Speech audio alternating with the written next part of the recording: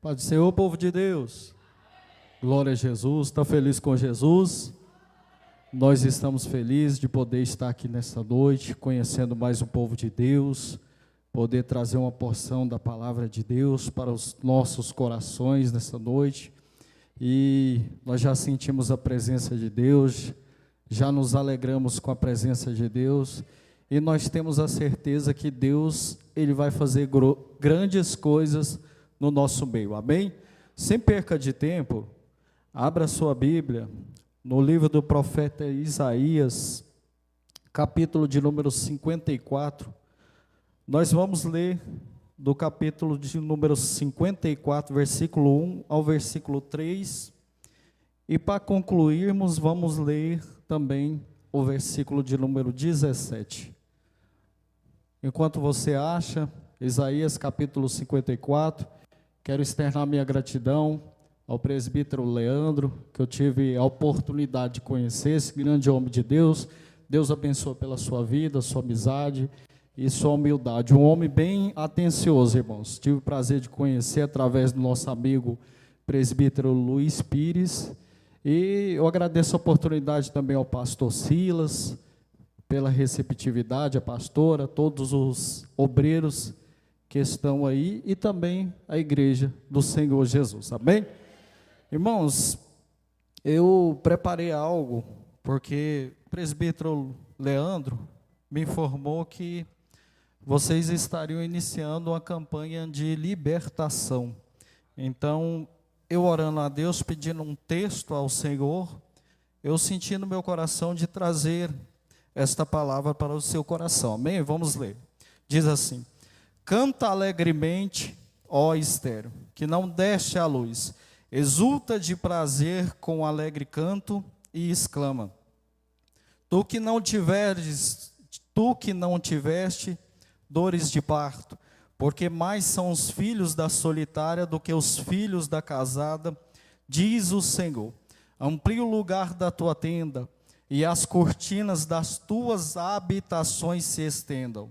Não impeças, alonga as tuas cordas e firma bem as tuas estacas, porque transbordará a mão direita e a esquerda, e a tua posteridade possuirá as nações, e fará que sejam habitadas as cidades assoladas. Vamos concluir, versículo de número 17, que nos diz assim: toda ferramenta preparada contra ti não prosperará, e toda língua que se levantar contra ti em juízo, tu a condenarás. Essa é a herança dos servos do Senhor e a justiça que vem de mim, diz o Senhor. Amém?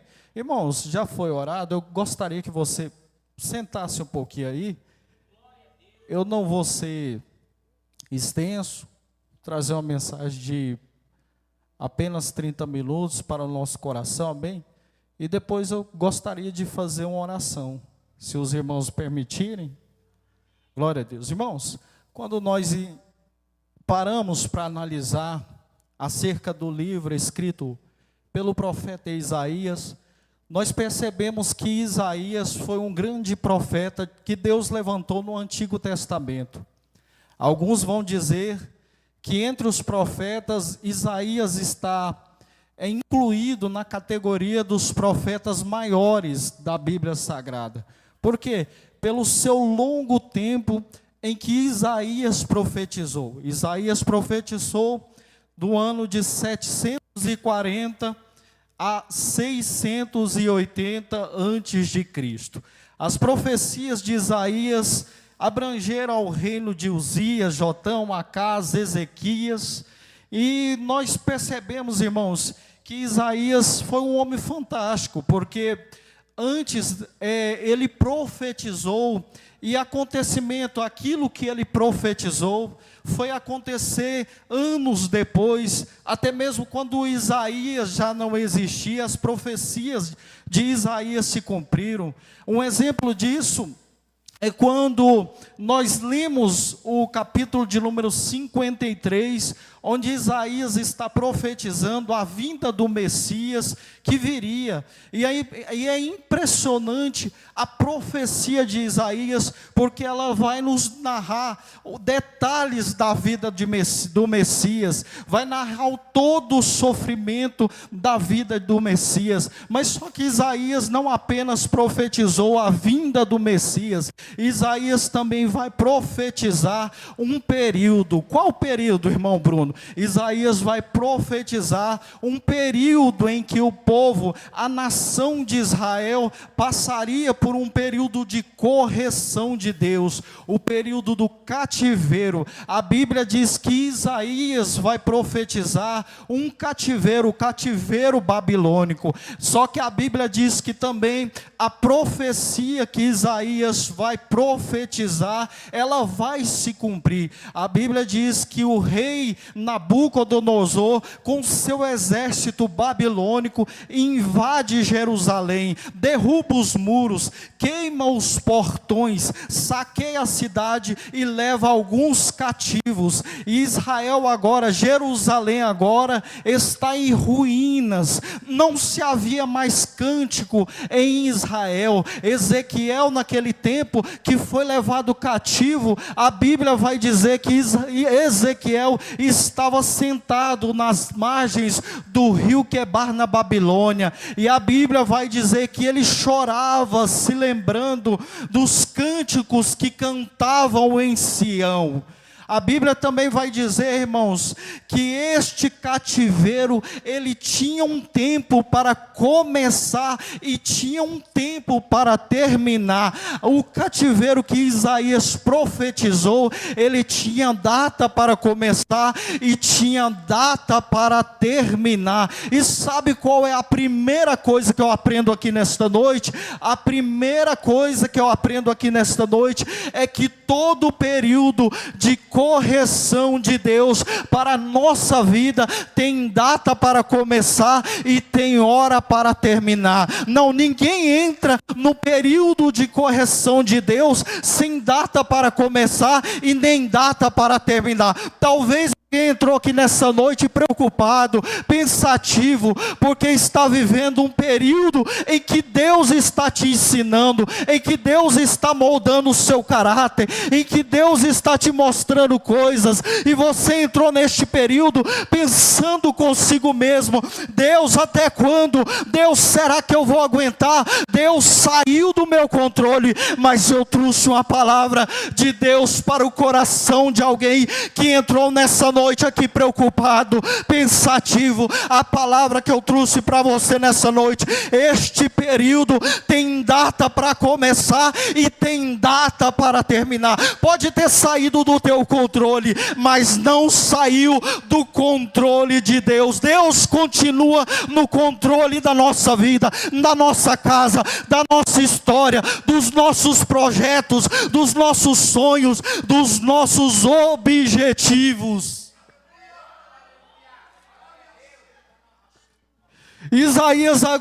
Isaías agora está profetizando o cativeiro babilônico. Só que o que eu acho interessante é que Israel não passar por este momento de cativeiro. Este não é o último momento de cativeiro, o único que Israel vai passar, não. A Bíblia vai dizer que o povo, os descendentes de Jacó, eles vão chegar no Egito. Eles chegam como convidados. Só que a Bíblia vai dizer que aquele povo que chega como convidado, eles começam a prosperar e a multiplicar-se. Só que a Bíblia diz que o faraó, ele morre e outro assume o reinado. E quando o novo faraó assume o reinado, ele não se lembra mais dos feitos de José, e não tem nem tão pouco daquilo que José fez para o Egito. Só que a Bíblia vai dizer que o povo agora começa a receber carga, começa a ser oprimido, começa a ser humilhado. Mas quanto mais faraó afligia eles, mais eles crescia. Só que eu acho lindo é que há uma profecia sobre a vida deste povo, que Deus falou lá no livro de Gênesis, quando Deus vai falar com Abraão assim, que a sua descendência seria peregrina em terra estranha, mas depois dos 400 anos, essa nação, este povo, seria tirado da escravidão, seria tirado deste tempo de provação. Sabe por quê? Porque nada sai do controle de Deus. Pode sair do nosso controle, mas não sai do controle de Deus. A Bíblia vai dizer que o povo está orando, o povo está pedindo: Deus, me tira daqui. E quando findou o tempo determinado por Deus, Deus levanta um homem chamado Moisés. Moisés é um homem instrumento de Deus para tirar o povo do Egito. Sabe por quê, irmãos? Porque o choro, ele pode durar uma noite, a prova, ela pode durar uma noite, o momento da noite é passageiro, é só uma noite, tem hora para começar e tem hora para terminar, mas há uma promessa para a nossa vida. Sabe qual é a promessa? Que o choro do Arão dura uma noite, mas a alegria, ela vem pela manhã na nossa vida. Porque não saiu do controle de Deus, irmãos. Pode ter saído do controle da nossa vida o período em que Deus está nos ensinando algo, mas não saiu do controle de Deus. Só que Isaías, ele vai profetizar, e aqui eu entro no capítulo de número 54. A Bíblia diz que Isaías agora está profetizando. Só que Isaías, ele está profetizando para um povo que ainda não tinha saído do cativeiro. E olha só o que lindo que Isaías vai profetizar, dizendo: canta alegremente, ó estéril, tu que não deste a luz, canta com prazer, canta com alegria. Sabe o que Deus estava ensinando para o povo naquele momento? Independente da sua situação, eu quero te ver adorando. Independente da situação que vocês estão vivendo, eu não quero que o louvor saia dos teus lábios. O cativeiro não chegou ao fim, a restauração não chegou, o período da honra não chegou, mas Deus já estava dizendo para Israel: canta alegremente, canta vocês que estão no cativeiro, canta vocês que estão sem esperança, que estão sem um futuro. Irmão, quando eu olho para isso aqui, eu acho lindo demais. Sabe por quê, pastor Silas? Porque naquele tempo, a mulher estéril que não podia dar à luz, ela era envergonhada, ela não tinha um futuro, ela não tinha uma segurança, ela era considerada amaldiçoada no meio da sociedade. E Deus está falando para o povo assim: ó, vocês estão neste momento, vocês estão se considerando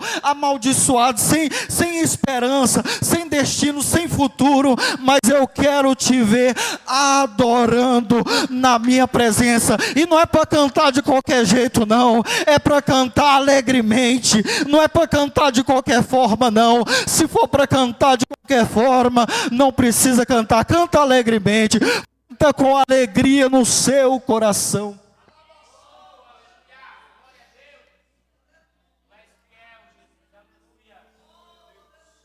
Canta com alegria.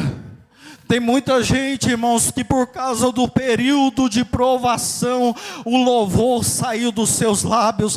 Só que Jesus está aqui nessa noite com saudade do louvor de alguém, está com saudade da adoração de alguém, está com saudade daquele momento em que você louvava, em que você adorava, enquanto você lavava vasilha, enquanto você arrumava a sua casa, enquanto você ia para o trabalho. Tem muita gente que perdeu a adoração no meio do caminho. Só que Deus me trouxe aqui nessa noite para trazer uma palavra para alguém. Começa a adorar de novo, começa a cantar de novo, porque no momento que você começar a adorar de novo, tem coisa que vai chegar para a sua vida.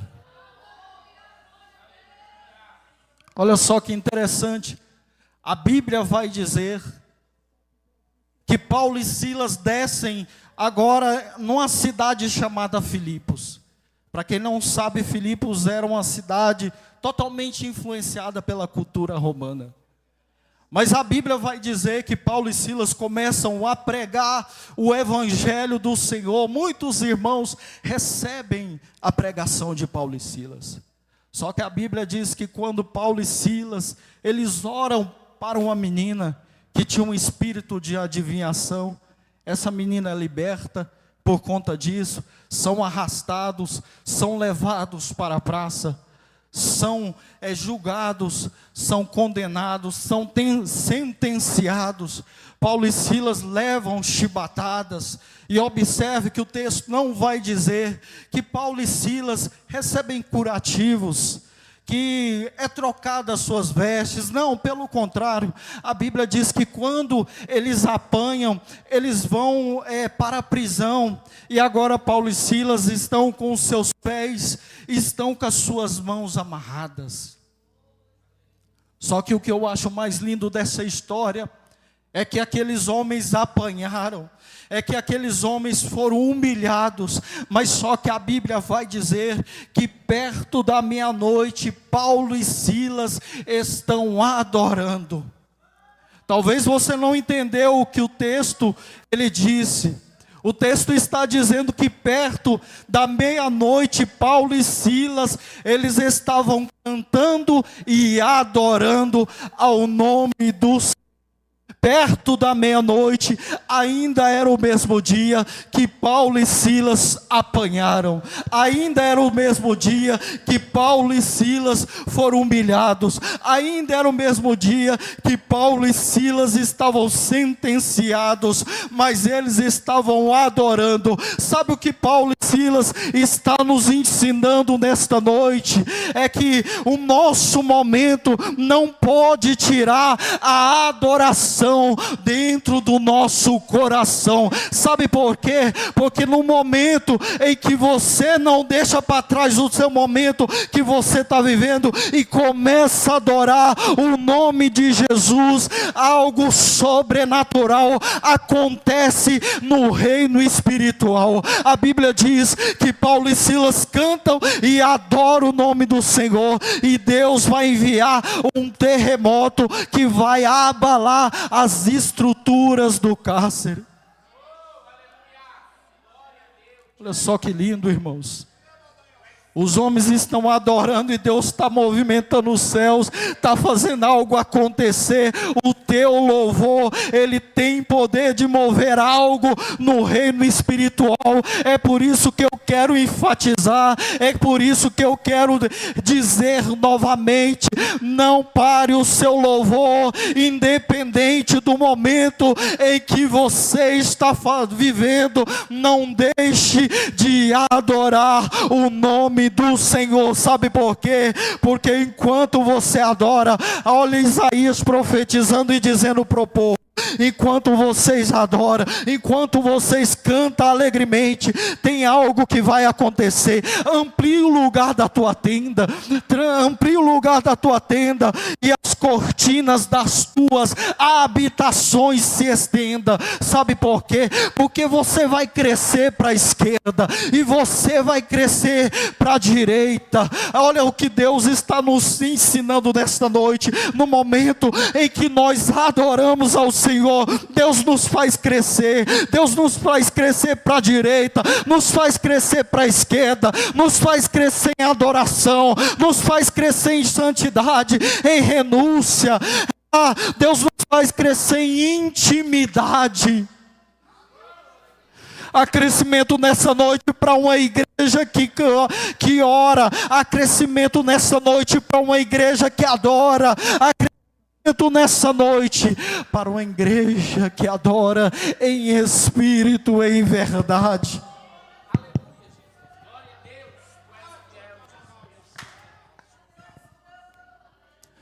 Nada vai impedir o teu crescimento, irmãos. No momento que você começar a adorar o nome do Senhor, se prepara, você vai crescer, a sua família vai crescer, os seus projetos vão crescer, a tua história, ela vai crescer. Olha só que lindo, parte B do versículo vai dizer: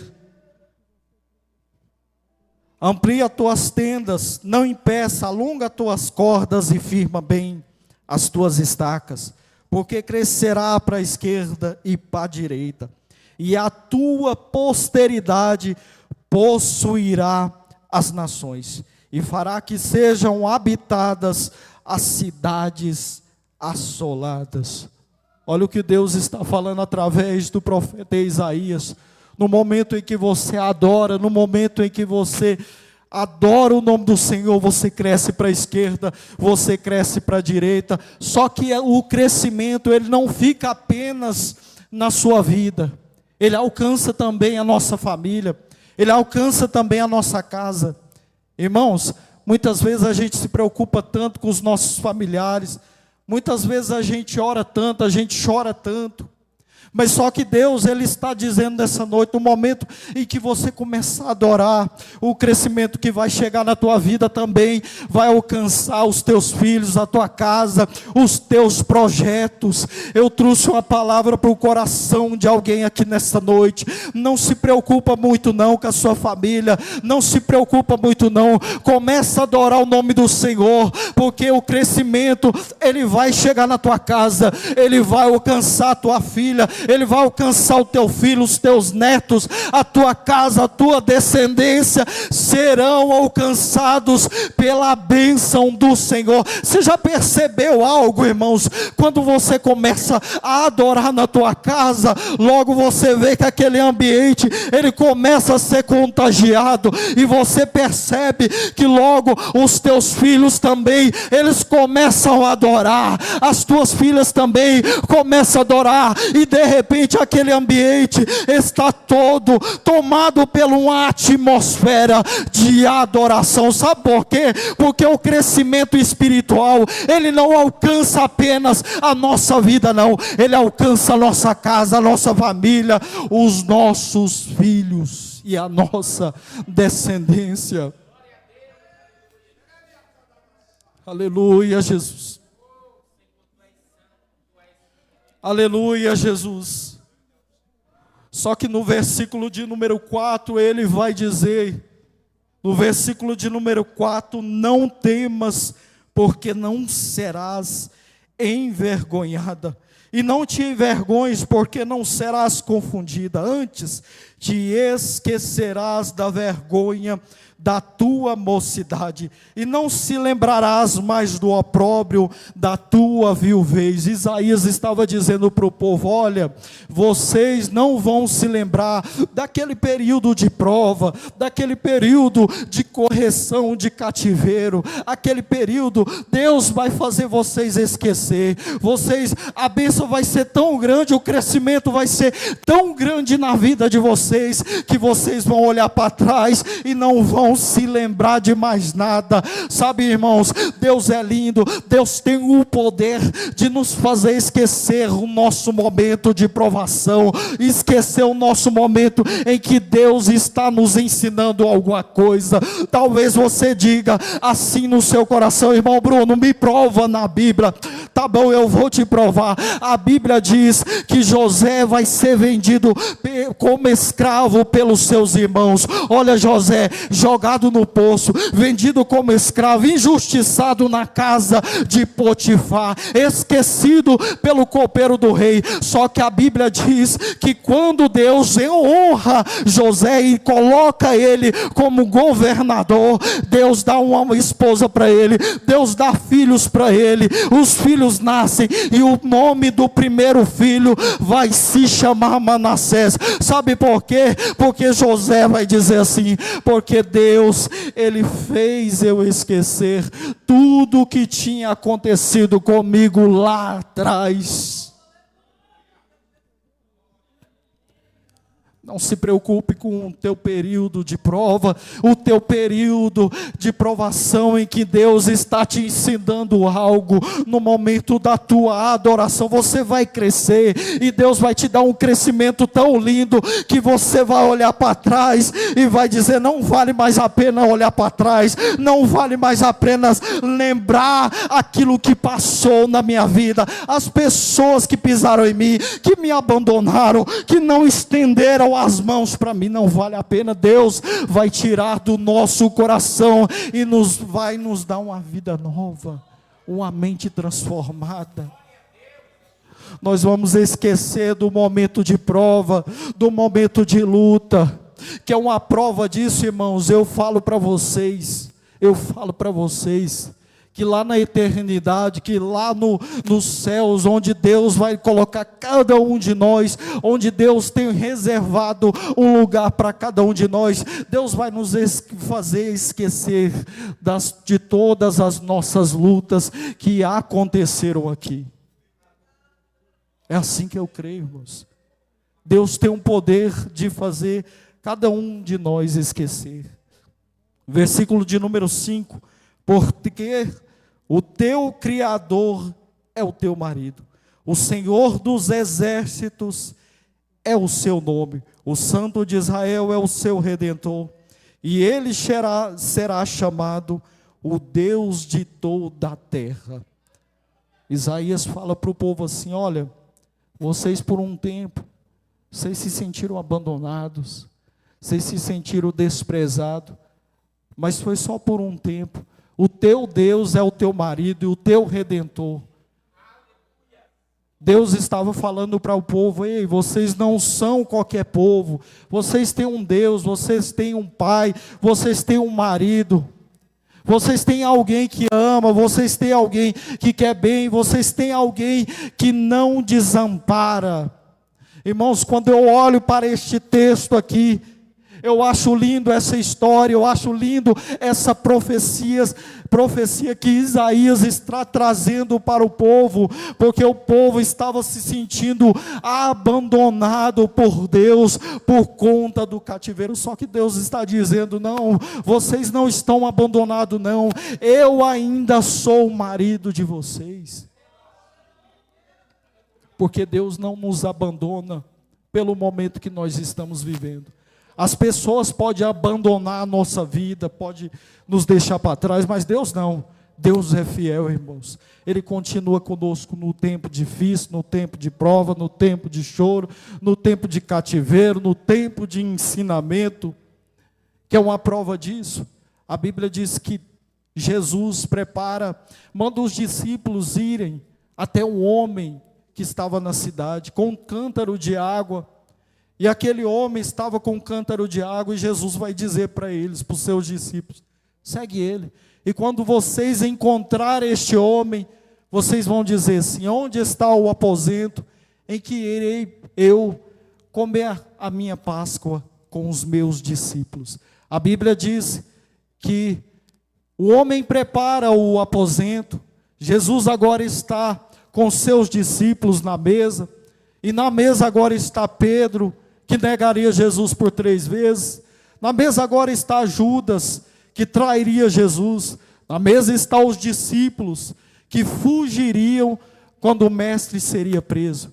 Mas só que o que eu acho lindo é que que Jesus Cristo, mesmo olhando para pessoas que estavam falhas na mesa, pessoas que falharam, pessoas que não estavam vivendo um bom momento das suas vidas, olha que lindo que Jesus vai olhar e vai dizer para eles: olha assim, pastor Silas,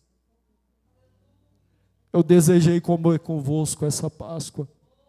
Era Cristo dizendo para eles assim: olha, eu sei que vocês têm falha, eu sei que vocês vão errar, eu sei que vocês vão fugir, vão me negar, eu sei que vocês vão falhar, mas independente de tudo, eu sei de uma coisa: eu desejei estar convosco nessa Páscoa.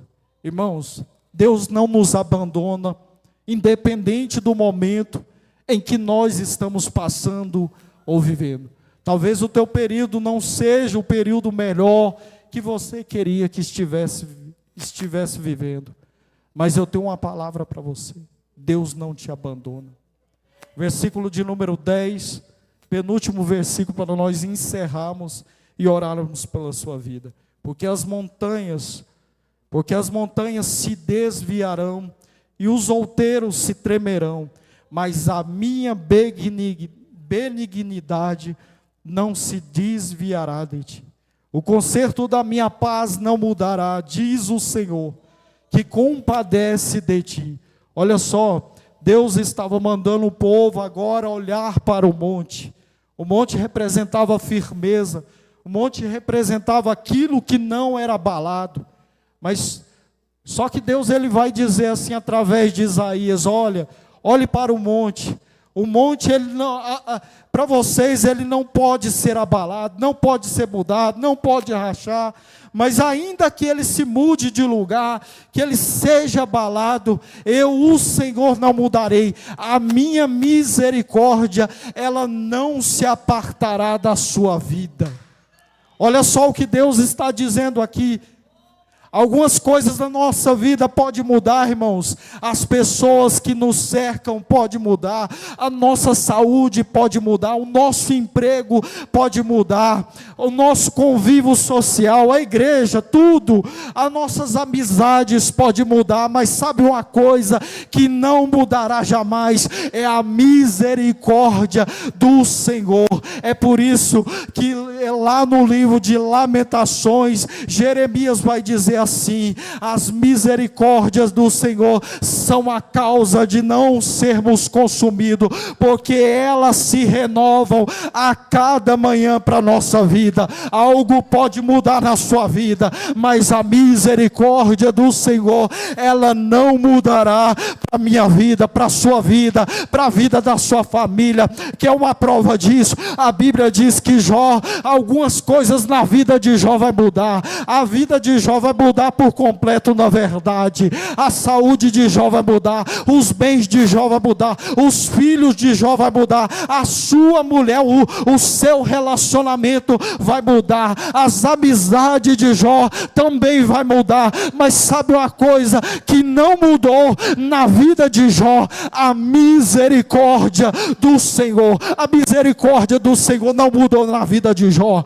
Sabe por quê? Porque a Bíblia vai dizer que quando passou todas essas coisas, Deus deu em dobro tudo que Jó tinha, tudo que Jó tinha perdido, Deus deu em dobro para a vida de Jó. Sabe o que é isso? A misericórdia de Deus, ela não mudou para a vida de Jó. Mudou os amigos, mudou a família, mudou tudo, mas a misericórdia permaneceu na vida de Jó. Eu venho trazer uma palavra para a vida de alguém aqui nessa noite. Algumas pessoas podem ter mudado na sua vida, ciclos podem ter mudado, relacionamentos, pessoas podem ter mudado a sua saúde, os seus negócios, o seu emprego, e talvez você diga assim: será que o culpado foi eu? Será que o errado foi eu? Mas eu tenho uma palavra para liberar para o teu coração. Não preocupa não, algumas coisas mudam mesmo na nossa vida, mas a misericórdia de Deus, ela se renova a cada manhã para a nossa vida. Versículo de número 17, para nós encerrarmos: toda a ferramenta preparada contra ti não prosperará. Ora, a promessa de Deus para a vida nossa. Deus estava prometendo para o povo: olha, eu vou tirar vocês do cativeiro, eu vou fazer isso. E não fique pensando que ataques não virão. Virão ataques, armas serão forjadas contra a tua vida, contra a tua família, mas toda a ferramenta preparada contra a sua vida e a vida da sua família não prosperará, diz o Senhor para a vida de alguém aqui nessa noite. Não preocupa não, o que Deus Deus vai fazer na tua vida é tão lindo. Vai vir ataques, vai vir afronta, mas não entristeça o teu coração não, e não preocupa não, que o guarda de Israel vai guardar a sua vida, vai guardar a tua casa, vai guardar a tua família. Haverá proteção de Deus para a vida dessa igreja, haverá proteção de Deus para a família desta igreja. Eu profetizo em nome de Jesus. Se coloque de pé em nome de Jesus.